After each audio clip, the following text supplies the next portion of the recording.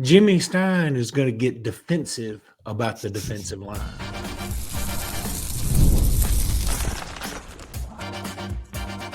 You are Locked On Bama, your daily podcast on the Alabama Crimson Tide, part of the Locked On Podcast Network, your team every day.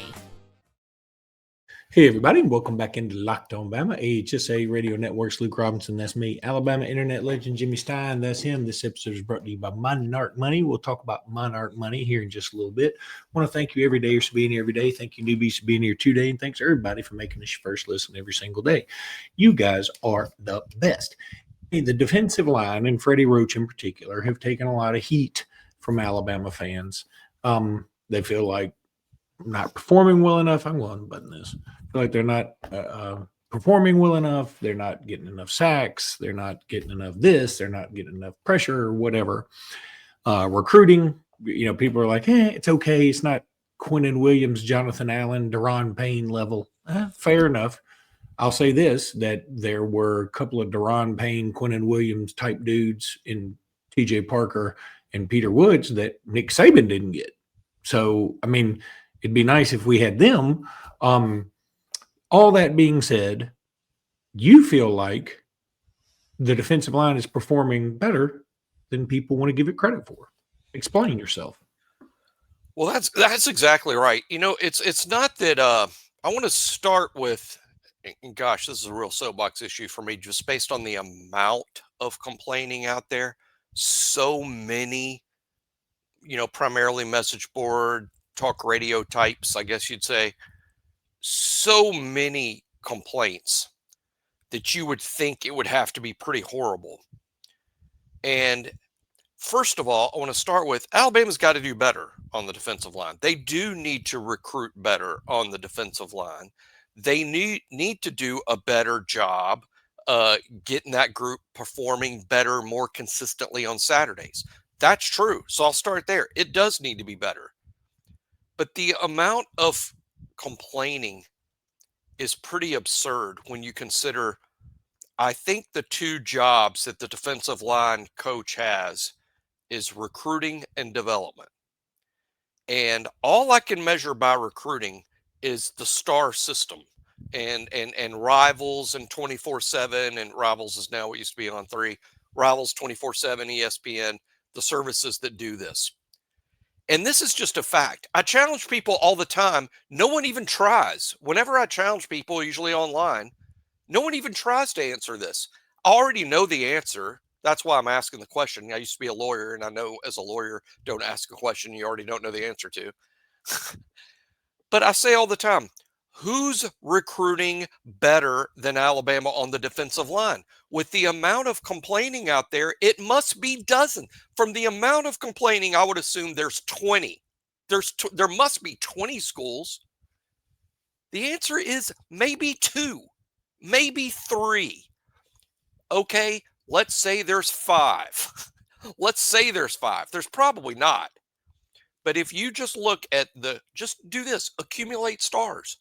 Go back to the defensive line group in 2026, 2025, 2024, 2023. Add up the stars that have been signed by all of the places, and you'll see that Alabama's not really being out-recruited by anyone. Not really. Not really. You can pick nits, and it's close. But who is? For instance, okay, in the current class, Alabama has 2 top 100 players committed to Alabama right now in the current class that play defensive line, Jamarian Matthews and Nolan Wilson. They are consensus top 100 guys. Jamarian Matthews is going to play bandit. Nolan Wilson may start out at bandit. I think he's going to grow into an interior tackle. So that's two top 100 players that play the defensive line position. Who has more than 2? There must be 20. Can anyone name them? Who has more than 2? There's not hardly anyone. Maybe 1, maybe 2, not even 3 schools. Okay, so recruiting isn't that bad when you're comparing it to everyone else. It's not. Okay, then you say, well, that's not the problem. It's development. Well, after Tim Keenan and LT Overton get drafted, and I hate to break it to people, they're going to get drafted in the next April, that will be 7 defensive linemen drafted in the last 6 drafts. 7-6. That's not an overwhelming number. Who has more? It must be 20 schools that have more, considering we complain about this every single day, must be 20. Nope, 3, 4, maybe 5 schools. That's it. So it's not recruiting terrible. It's not putting players in the NFL terrible.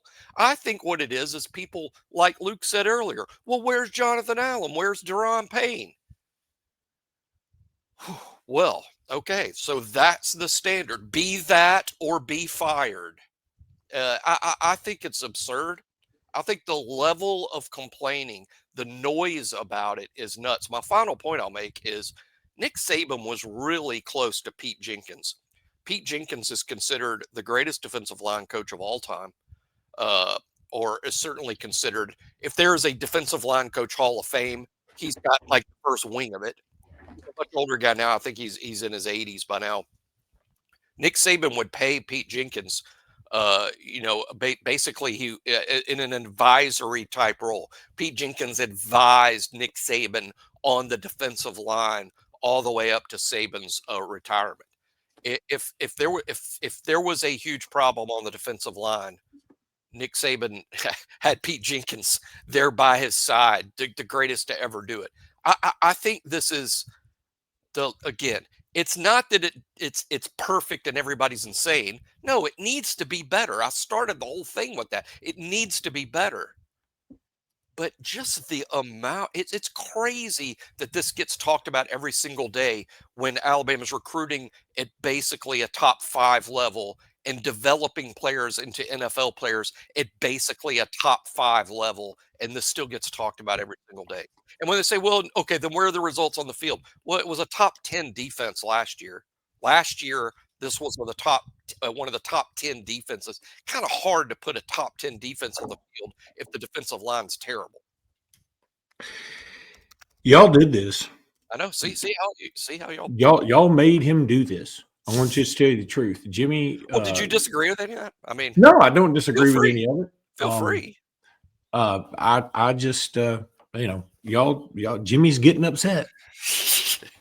For those who like our Seinfeld references, that is just the truth. And look, I think he's dead on. I think he's absolutely right. And also the defensive line is playing better. The pressures have been there. The tackles for loss seem to be there this year so far. When your opponents have only attempted 32 passes, you're not going to have as many sacks. We do have 1 sack. You and I said we had 0 sacks. We had 1 sack. It was a DB. It was Keon Sabb getting that sack, correct? I'm going to go out on a limb and say we get a couple of sacks this weekend because I think Wisconsin will be a little more traditional, drop back, not quite so runny gunny. Yeah, nobody says that. God, that was terrible. But let's not say that either. I mean, I like that you said it, but I think now that I think it ends there. The way. I think that once is good. Once is good enough. Let's cut it off. There. One more thing, and I know I have it, the third line item here, but I won't go ahead and address this. I want to give Bray Hubbard a little bit of credit. He came out and owned the fact that he played like a microwaved Dookie against Florida State, and that he gave little to no effort. He owned it. Now, I'm not trying to pile on by saying that. If he owns it, I think it's okay to say he knows it. We know it. We saw it. There was no denying it. It is what it is. And I appreciate his owning it.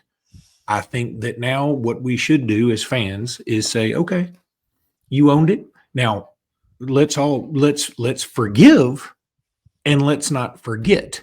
Let's not forget in the sense that going forward, as long as you don't do that again, I think everybody can wash right over this. It's water under the dam, over the bridge, depending on how you look at it. I hope people realize that he was caught loafing on a couple of different snaps. Where by loafing, I mean just not playing full speed on a couple of different snaps. It wasn't 60 snaps. It wasn't. He got beat some. He got beat going full speed some. And I'm not making an excuse. There's a reason he's being called out. And I'm quite certain the film session with Jason Jones and Mo Linguist and Kane Womack did not go swimmingly for him. and I assure y'all of that. But what I mean is I hope people don't make it even bigger than it was. Like he didn't try that game. I think it's a handful of plays where he wasn't playing full speed. And on some plays he did play full speed. He got beat. But it wasn't like he went half speed for 60 minutes, and again, that's not an excuse. I'm just pointing out the obvious. And it is obvious. Mazda crafts cars for those who do more than simply move. Mazda delivers confidence with every ride, with more IIHS Top Safety Pick Plus awards than anyone as of August 2025. From footwork to breathwork, athletes sweat all the details. Mazda brings this same attention to how we craft every single model. You can feel Japanese craftsmanship in every detail, from the metallic accents to the available Napa leather upholstery. Like Alabama players, they sweat every detail over at Mazda, because when you make every move count, impossible becomes irrelevant. Mazda, move and be moved. Now, DoorDash. DoorDash. I love them. I use them all the time. Especially I love that I use. Especially when they drive Mazdas. Oh, if the DoorDash used the Mazda, that'd be great. Yeah. It's almost the weekend. Time to look back and crown this week's MVP. Who delivered? Powered by DoorDash. Just like you can win every Saturday with DoorDash streaks, saving more every time you order, these players delivered when it mattered the most. Let's break it down. For Alabama, I think it's Jeremy Bernard. I'm going to go with Jeremy Bernard. He delivered in a big way. He had the first couple of touchdowns looking great, doing good. Got even a pop pass that counted as a reception. I love those because they're little cheapies for the quarterback and the receiver. When the pressure was on, right at the very beginning, that's when the pressure was on. Jeremy Bernard delivered. He came through, no hesitation, no delay. And if you've been watching week after week, this performance wasn't a fluke. Jeremy Bernard is going to be a problem for everybody else. And just like Jeremy Bernard delivered for Alabama, DoorDash delivers for your Saturdays with DoorDash streaks. You save every Saturday you order, yo. Stack it all season, and you could save up to 250 smacks, including 100 in DoorDash credits. Order this Saturday, keep the streak live, fuel your game day only with DoorDash. Terms do apply because they apply to everything. Promo period through November 18th. Love it, love it, love it. Go check out DoorDash. Sort of makes it sound like when you call up Mugshots and order a burger and you get DoorDash to deliver it for you, that Jeremy Bernard's going to deliver it. Oh, it would be cool. It would be there fast. And if they pop past it to him, like he just shows up to the door and they just the little pop pass. Yeah, I can catch that even at this age. Friend of the show, listener to the show, Bama Mindy on Twitter. Go follow Bama Mindy. She DM'd me. She slid into my DM. Slid right on in there. And she said, I have some exclusive Locked on Bama content. She said, I saw the sweetest thing post-game from this past weekend. James Burnip was behind the gates waiting to say hi to his former teammates, and he called them over and helped the youngsters get photos. He said it was so sweet, and the Aussie accent was easy for his former teammates to hear. They all lit up after they saw him, and then she sent me a picture of him, hugging all his teammates and whatever. And that's just great. It's just good to know that these guys come back and care, because we can get caught up in the fact that they're all NIL and everybody's in it for the money. But in the end, I mean, there are some dudes, and maybe not all of them, but there's some dudes on this team that are always going to finally remember the University of Alabama and the time they spent here. And that should be noted, and appreciate Bama Mindy for chiming in with that. Yeah, it is good. And shame James didn't make the Saints. He came close. I guess that doesn't really count. And he may or may not be on the practice squad there. I would guess not if he was at the game Saturday. Well, I'll double check on that. I was hoping he would make the Saints practice squad. Let me also give a bit of an exclusive. Another friend of the program who will remain anonymous because he asked to be, but he has sources like we do, and he has good sources. There is a chance, I'm going to say 50-50 that Jam Miller plays this weekend. Interesting. And now some of you may go, why? We got an off week coming up. Get ready for Georgia.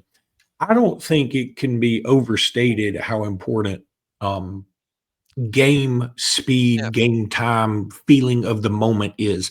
And so if he can get out there, even for just a few plays, just to like de-butterfly himself, then I'm fine with it. As far as whether to play or not, to me, I mean, let's I hate doing this all during the DeBoer era, but what would Saban do? The WWSD. What would Saban do? This is what Saban would do and say, he's cleared or he's not. He's cleared or he's not. If he's cleared, he's going to play. That's what Nick Saban had a way of making everything simple. And he's cleared or he's not. If he's cleared, he's going to play. He's the best back on the team, and he's cleared to play. Then he plays. Mm-hmm. I mean, and now, Bobby Cox, baseball's different in football. Here's another one of the all-time greats, Hall of Famer Bobby Cox, the Braves. He used to say, now baseball's different. There's 162 games, not once a week, and there's only 12 a year. But Bobby Cox used to say, like a Brave will be hurt, and then they'd be rehabbing him and then the trainers would come tell him, all right, he can go today. Bobby Cox said every time they came to me and said he can play today, he didn't play today, he played tomorrow. Yeah. He always gave it one extra day, even though the trainer said. Now, you can do that with 162 and not 12, but I just bring it up because, Cox, he's one of the all-time greatest too, and he did like giving them a little more time than even the trainer said. So there's another way to look at it, but again, Major League Baseball is not college football. Another friend of the program, Andrew Bone, put out a good story on Bama Online, Stock Up, Stock Down, which I always love to read his work. He does a great job. Go check him out. He said, stock up, the effort and intensity. Man, what a great way to put it. Because when you think stock up, stock down, you immediately want to do like a position or a player or whatever. And what a great call, because the intensity was ratcheted up to 11. You and I say this all the time. And I know if you're an everydayer, you hear this all the time. You play your best once or twice a year. You play your worst once or twice a year. Everything else is what you are in between. So I'm feeling like Alabama played its worst against Florida State, its best against ULM. We're going to find out what we are more truly this weekend. Man, we are on the same page there. I mean, that's like on last night on SEC Squad. I said the same thing in different words. First week, Alabama underwhelmed. Second week, Alabama overwhelmed. This week, we whelm. This will just be a whelm. I think, like Luke said, we find out what we are this week. I don't think they're going to play as well as they did against Monroe. I don't think they'll play as bad as they did against Florida State. We'll get a real look at 2025 Alabama this weekend. And, we'll do the prediction show on Friday. But I like Alabama around that betting line because I think that's what whelm means, right? That's. I didn't know whelm. I've never used whelm in a sentence. I made it up. I mean, I assume it's a word. If overwhelm and underwhelm is a thing, then whelm has to be a thing, right? Well, that's why Google's here. Whelm means it's a verb, an act or instance of flowing or heaping up abundantly, a surge. And they use a swimmer whelmed in the raging storm. I still don't understand that. I don't understand why a swimmer would swim in a storm. Whelm? Why would you do You're going to get in trouble. I mean, Michael Phelps trained as hard as anybody. Did he swim in storms? I mean, come on, Mike. By the way, do better, Mike. Again, people hate it when we get on tangents sometimes, but couldn't Michael Phelps have been Aquaman instead of Jason Momoa? It only makes more sense. Yeah.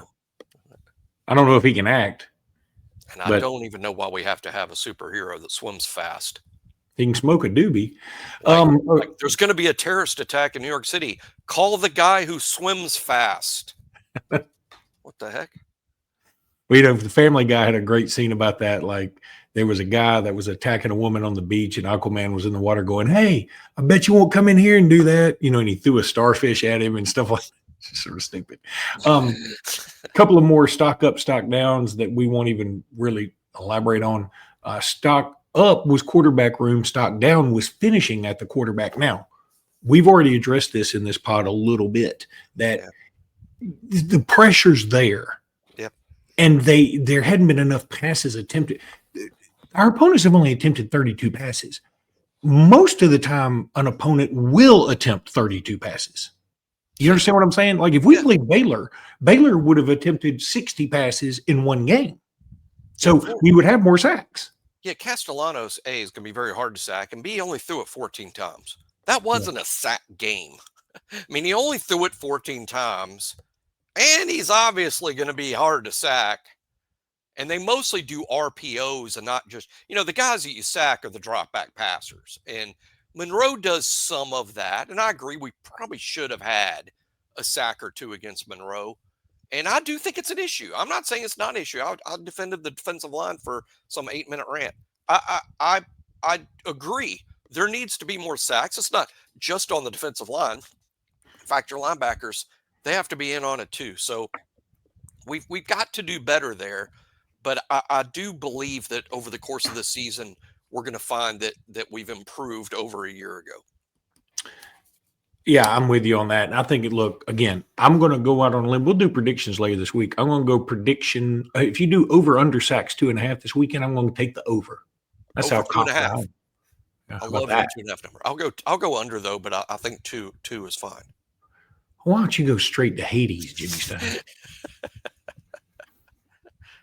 That's a strange word for where Satan lives. Well, they told us we can't cuss, and I'm not sure if HE double hockey sticks is. That's why I say poop all the time. Yeah, I know. I feel weird when I say it, but I say it. All right, because I know it's not me. FanDuel. Everybody loves FanDuel. The NFL season is here, and FanDuel is making sure you're ready for kickoff with a can't miss offer. It's like Will Reichert. Can't miss from 59 yards. Right now, new customers can bet just $5. And if your bet wins, you'll get $300 in bonus bets to use across the app. Look, I love using FanDuel because it fits however you like to bet and however I like to bet. You can do it your own way. That's what's awesome. It's quick. It's easy. The best way to add a little more energy to your Sunday. So are you ready to play? Download the FanDuel app now by visiting FanDuel.com to get started. That's FanDuel.com to place your first $5 bet. And then you'll be thanking me and Jimmy when you see us at the game this weekend, because I think I'm going to. Now, Monarch money. Most people can't name all their financial accounts or even what they're worth. It's whether it's like 401ks or properties or stash or SoFi or whatever. And when you don't have the full picture, you can end up leaving money on the table. That's why there's Monarch Money. It's an all-in-one personal finance tool that brings your entire financial life together in one clean, easy-to-use interface. And everybody loves an interface on your laptop or on your phone. Monarch is built for people with busy lives. If you've put off organizing your finances, Monarch is for you. Monarch does the heavy lifting for you. You don't want to do that heavy lifting. You do light lifting. You can link all your accounts in minutes, see clear data visuals, get smart categorization of your spending, and finally feel in control of your money. I love Monarch Money. It certainly helped me realize I spent way too much money eating at restaurants instead of at the house. Don't let financial opportunities slip through the cracks. Use code LOCKEDONCOLLEGE. That's all one word, LOCKEDONCOLLEGE, at monarchmoney.com in your browser for half off your first year. That's 50% off your first year at monarchmoney.com. Use code LOCKEDONCOLLEGE. That's a Jimmy Stein guarantee. You can make money on FanDuel and then manage your money on Monarch Money. And now that your money's well managed, you can use DoorDash, to have your food delivered by someone driving a Mazda. Wow. We have just knocked. Why aren't you doing these live reads? Could have knocked them all out in one sentence. While you're doing them, I'm piecing it all together. You do the live read, I piece it all together like that. You and I usually talk about Batman in the NFL, and there's been so much college football stuff, and I mean, it's like we haven't been able to discuss it. I want to get into that more, but first of all, shout out to Will Reichert, a 59-yarder career long, and the Vikings get a win. Jonathan Allen, I felt so bad for him. He's on the Vikings now. He had a sack, and Caleb Williams just escaped his grasp. I don't know if he got another one because I didn't stay up for it, but Jonathan Allen was so mad at himself, like he just was banging on the ground. And I was like, man, I miss that guy. I miss that guy so much. And then There were some other Bammers that had big games. Josh Jacobs, like ninth straight game with a touchdown. Yeah, Derrick Henry. And I was going to get to Derrick Henry. Again, Jonathan Allen, Derrick Henry, just throwbacks that Derrick Henry might be my favorite Bammer of all time now. I have fluctuated from Derek Thomas, David Palmer, Bryce Young. Bryce Young's way up there, Tua. But Henry might be that guy because how do you not have – he's going to end up being the best running back of all time all over the spectrum. And like since he's been in the league, like the most yards since he's been in the league is Derrick Henry. The most yards since I think he got in the league in 2016. Well, I guess, 2016. So the most yards in the NFL since 2017, Henry. 18, Henry. 19, Henry. 20, Henry. 21, Henry. 22, Henry. 23, Henry. 24, Henry. And now 25, he's leading the league with a 169. He had the most yards of anybody. He had a crucial fumble in that game. And again, he took ownership of it, which was awesome. And my phone rings, so I'll let you talk about it. I would assume that that's whoever was your previous all-time favorite Alabama player calling to say, what's up with this Derrick Henry business? You're two-timing me with Henry. I'm still ringing. I had to keep going. How about I get started on another rant about the defensive line? Okay, here we go. No. Because you've done that. Now I stopped ringing. Yeah, I was just kidding. We need to talk about that basketball commitment because it was another doozy. Two of them. Bowie committed today. Yeah, I knew that.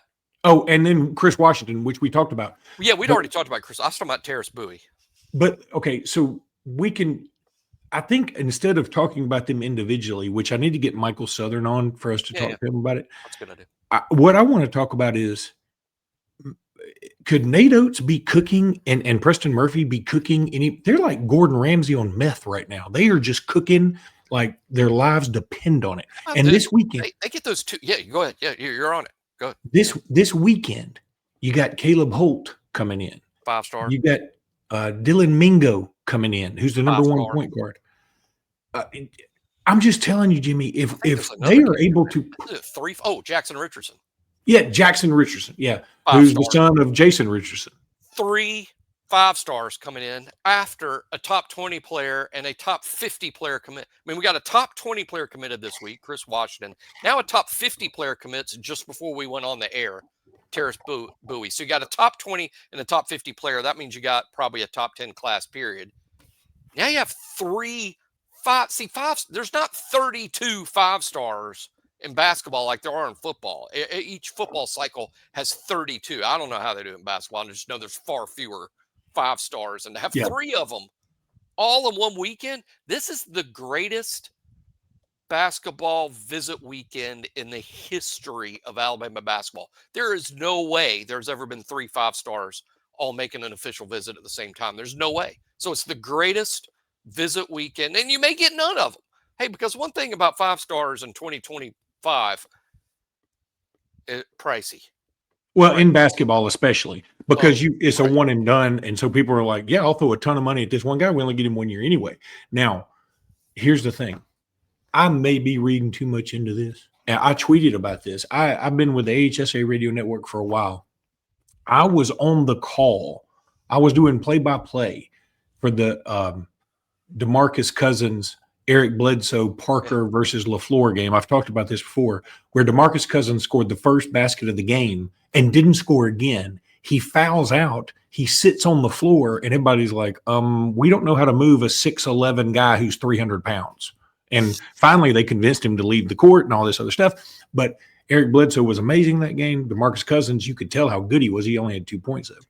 But I'm saying I've called DeMarcus Cousins. I've called Eric Bledsoe. I've called name a litany of guys that have gone to Alabama.